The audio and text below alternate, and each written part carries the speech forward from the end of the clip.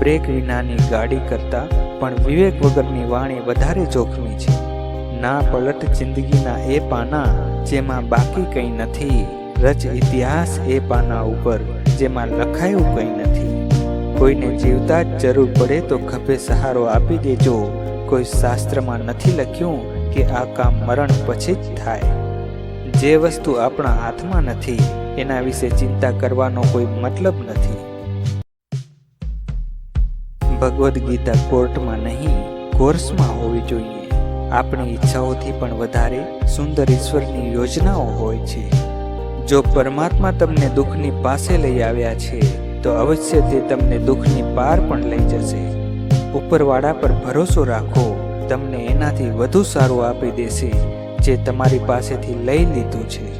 જે સમયસર સાથ ના આપે એને સમય વેડફ્યા વગર છોડી દો. તમારા લક્ષ્ય સિવાય બીજે જ્યાં પણ તમારું ધ્યાન છે બસ એ જ તમારો પરમ દુશ્મન છે. ખુશ થવું હોય તો વખાણ કરવાવાળા વચ્ચે રહેવું, અને જો પ્રગતિ કરવી હોય તો ટીકા કરવાવાળા વચ્ચે રહેવું. લોકોના મોં બંધ કરવા કરતાં આપણા કાન બંધ કરી લેવા સારા. યોગ કરો કે ના કરો સાહેબ, પણ કોઈકને જરૂર હોય ત્યારે સહયોગ જરૂર કરજો. વિશ્વાસ માત્ર એવા લોકો પર જ મૂકો કે એ મૂક્યા પછી તમારો શ્વાસ અધર ના રહે.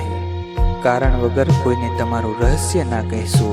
સંબંધમાં તકલીફ પડશે ત્યારે એ તમારા વિનાશનું કારણ થઈ શકે છે.